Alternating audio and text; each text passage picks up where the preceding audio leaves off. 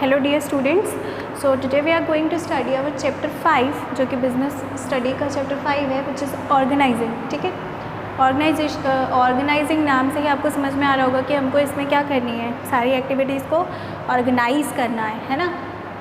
जैसे कि जो भी ऑर्गेनाइजेशन में फंक्शनिंग के लिए रिक्वायर्ड होती है, जैसे कि रॉ मटेरियल्स। ठीक है, सबसे पहले क्या चाहिए ऑर्गेनाइजेशन को? रॉ मटेरियल्स चाहिए, एंड देन मशीन्स चाहिए। उन रॉ मटेरियल को प्रोड्यूस करने के लिए मशीन्स और टूल्स की ज़रूरत होती है। Capital, we need capital.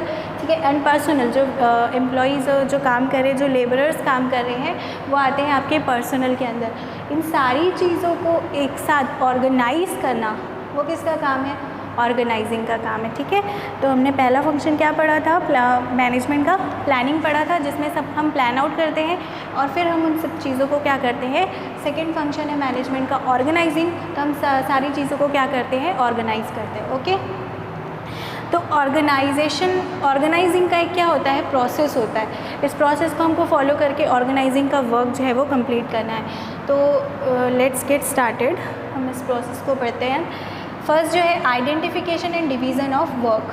Work को क्या करना है? पहले आइडेंटिफाई करना है कि हमको ये वर्क करने हैं, ऐसे ऐसे करने हैं, and then we have to divide the work. ठीक है, division of work, make sure there is no duplication of work and no burden of work on one person, है ना, कि डुप्लीकेशन ऑफ वर्क नहीं होता है। उससे अगर हम काम को डिवाइड कर दें तो उससे जो है डुप्लीकेशन ऑफ वर्क नहीं होगा, कि एक ही जो वर्क है वो बार बार ना हो जाए, या फिर उस किसी एक पर्सन पे उसका बर्डन नहीं पड़ता अगर हम वर्क को डिवाइड कर दें। ठीक है, एक वर्क है, अगर हम उसको 4 लोगों को दे दें कि आपको ये वर्क, आपको ये वर्क, आपको ये वर्क करना है, तो वो सारे वर्क भी हो जाएंगे और किसी एक पर्सन पे जो है वो बर्डन भी नहीं पड़ेगा। तो ये इसका काम है, identification and division of work का काम है। ठीक है, सेकेंड है डिपार्टमेंटलाइजेशन। ठीक है, क्या होता है डिपार्टमेंटलाइजेशन? मतलब नाम से आपको समझ में आ रहा होगा कि इसमें हम क्या करते हैं, डिपार्टमेंट्स बना देते हैं वर्क के। पहले हमने वर्क तो क्या कर लिया, डिवाइड कर दिया। अब हम सारे वर्क के लिए क्या कर देंगे, अलग अलग डिपार्टमेंट्स सेट कर देंगे। ठीक है, ये भी 2 टाइप के होते हैं, फंक्शनल और डिविजनल। फंक्शनल मतलब फंक्शन बेसिस पे डिवाइड होता है, जैसे कि आपका परचेज़ एक अलग फंक्शन हो गया। ठीक है, प्रोडक्शन एक अलग फंक्शन हो गया, सेल एक अलग फंक्शन हो गया। तो जैसे कि हमने क्या किया, प्रोडक्शन वाले को अलग से डिपार्टमेंट बना दिया कि ये हमारा जो है वो प्रोडक्शन डिपार्टमेंट है। ठीक है, और एक होता है डिविजनल। डिविजनल मतलब अगर ऑर्गेनाइजेशन एक से ज़्यादा प्रोडक्ट प्रोड्यूस कर रहा है, ठीक है, सपोज़ वो मेडिसिन भी कर रहा है, वो कॉस्मेटिक्स भी कर रहा है, वो कोई और प्रोडक्ट भी कर रहा है, तो इन सबको क्या करना है, हमको एक डिविजनल डिपार्टमेंटलाइजेशन कर देंगे हम इन सारे प्रोडक्ट्स का। ठीक है, now the third one is assignment of duties.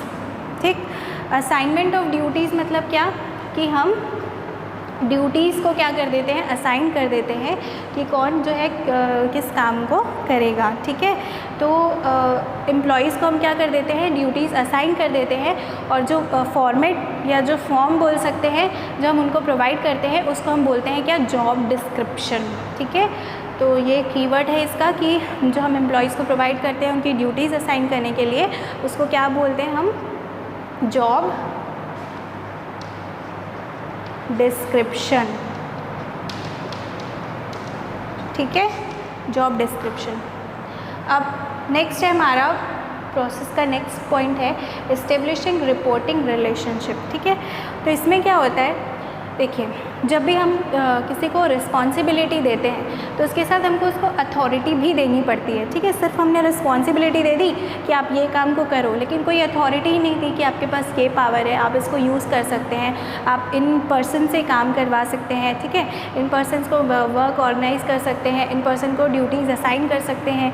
तो अगर हमने उसको रिस्पॉन्सिबिलिटी दे दी एंड वी डिडंट गिव क्या, रिस्पॉन्सिबिलिटी दे दी, लेकिन हमने क्या नहीं दिया, अथॉरिटी नहीं दी, तो कैसा होगा, वर्क जो है हमारा कंप्लीट प्रॉपरली नहीं हो सकता।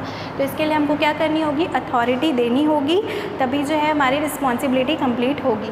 तो इसमें क्या होता है, हमको रिपोर्टिंग रिलेशनशिप जो है इस्टेब्लिश करना है, मतलब कि हम पर्टिकुलर इंसानों को क्या कर देंगे, हम रिस्पॉन्सिबिलिटी दे देते हैं कि आपको जो है ये चीज़ रिपोर्ट करनी है, इस पर्सन को रिपोर्ट करनी है। ठीक है, इस ऑफिसर को रिपोर्ट करना है। तो ये होता है आपका रिपोर्टिंग रिलेशनशिप को इस्टेब्लिश करना।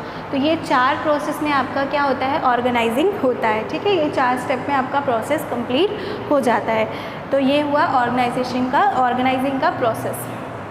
अब हम पढ़ते हैं इम्पॉर्टेंस ऑफ ऑर्गेनाइजिंग, कि ऑर्गेनाइजिंग जो है वो क्यों इम्पॉर्टेंट है हमारे लिए। ठीक है, तो ऑर्गेनाइज अगर हम चीज़ों को नहीं करेंगे तो हमारा वर्क जो है, हमारा गोल जो है वो कैसे अचीव होगा। ठीक है, we can't achieve our goal without organising, है ना। तो ऑर्गेनाइजिंग तो हमको करनी होगी, सिर्फ प्लान कर लेने से चीज़ें हो जाएंगी क्या हमारी, नहीं होंगी। We have to organise it. तो इसकी हम इम्पॉर्टेंस पढ़ते हैं। बेनिफिट्स इन स्पेशलाइजेशन, स्पेशलाइजेशन का बेनिफिट मिल जाता है हमें अगर हम ऑर्गेनाइजिंग करते हैं। तो कैसे मिल जाता है, हम जो है डिवाइड कर देते हैं वर्क को, कि ये पर्सन इस वर्क को करेगा, ये पर्सन इस वर्क को करेगा। और हम डिवाइड जो है वो ऐसे ही तो नहीं कर देंगे, किसी को भी कोई भी काम तो नहीं दे देंगे। जो उस वर्क में स्पेशलाइज्ड होगा, ठीक है, जिस वर्क में वो एक्सपीरियंस्ड होगा, उसी को हम वो वर्क देंगे। ठीक, तो इस तरीके से हमको स्पेशलाइजेशन का बेनिफिट मिल जाता है। अगर हम डिवाइड नहीं करते, ऑर्गेनाइज नहीं करते, तो कोई भी किसी भी काम को कर रहा है, जिसका जो मन कर रहा है वो कर रहा है, तो फिर स्पेशलाइजेशन होगा क्या, आंसर इज़ नो, है ना। तो बेनिफिट्स इन स्पेशलाइजेशन भी हमको मिल जाता है अगर हम प्रॉपरली ऑर्गेनाइज करते हैं तो। Okay, now the next point is optimum utilisation of resources. ठीक है, क्या होता है रिसोर्सेज का ऑप्टिमम यूटिलाइजेशन। ठीक है, वो भी कैसे होगा, अगर हम प्रॉपरली चीज़ों को ऑर्गेनाइज करते हैं तभी हम ऑप्टिमम यूटिलाइजेशन ऑफ रिसोर्स कर सकते हैं। वरना अगर हमने चीज़ों को डिवाइड ही नहीं किया, ऑर्गेनाइज ही नहीं किया, तो रिसोर्सेज हमारे वेस्ट हो जाएंगे। ठीक है, तो अगर we want optimum utilisation of resources then we have to properly organise all the things. Okay, now the next point is adoption to change.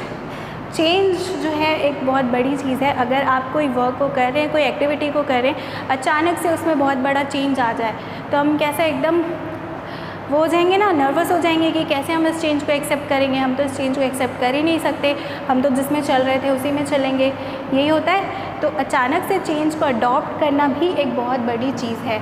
और वो अडॉप्शन टू चेंज कैसे होगा, अगर हमारा जो वर्क है वो प्रॉपरली ऑर्गेनाइज है। ठीक है, प्रॉपरली सारे जो काम हैं वो प्रॉपरली हो रहे हैं, प्रॉपरली ऑर्गेनाइज हो रहे हैं, तो हम जो है चेंज को ईजीली अडॉप्ट कर सकते हैं, otherwise we can't. Now the next point is effective administration. अगर ऑब्वियस सी बात है, अगर हमारी जो ऑर्गेनाइजिंग है वो प्रॉपर है तो आपका जो एडमिनिस्ट्रेशन है वो भी कैसा होगा, इफ़ेक्टिव होगा। अगर सारा काम बिखरा हुआ है तो एडमिनिस्ट्रेटर्स जो हैं वो कैसे इफ़ेक्टिवली कैसे एडमिनिस्ट्रेशन करेंगे, नहीं कर पाएंगे ना। तो इफ़ेक्टिव और एडमिनिस्ट्रेशन के लिए भी क्या चाहिए हमको, ऑर्गेनाइजिंग चाहिए। ये भी इसके क्या है, इम्पॉर्टेंस है। The next point is expansion and growth. ठीक है, एक्सपेंशन मतलब क्या होता है, हिंदी में इसे बोलते हैं विस्तार। ठीक है, वर्क को फैलाना। और दूसरा क्या, ग्रोथ। ग्रोथ मतलब तरक्की करना बिज़नेस का। तो बिज़नेस का जो विस्तार है और बिज़नेस की जो ग्रोथ है, तरक्की है, वो भी कब पॉसिबल होगी, जब हम प्रॉपरली चीज़ों को ऑर्गेनाइज करते हैं। वो जितनी भी फंक्शनिंग की एक्टिविटीज़ है, हमको उसको क्या करना होता है, प्रॉपरली ऑर्गेनाइज करना होता है, तभी जो है बिज़नेस की एक्सपेंशन होगी या फिर ग्रोथ होगी। अगर हम ऑर्गेनाइज नहीं करते हैं तो मे बी बिज़नेस रन कर सकता है, मे बी ऑर्गेनाइजेशन रन कर सकता है, बट उसका एक्सपेंशन एंड ग्रोथ जो है वो रुक जाएगा। ठीक है, वो ग्रोथ नहीं कर पाएगा।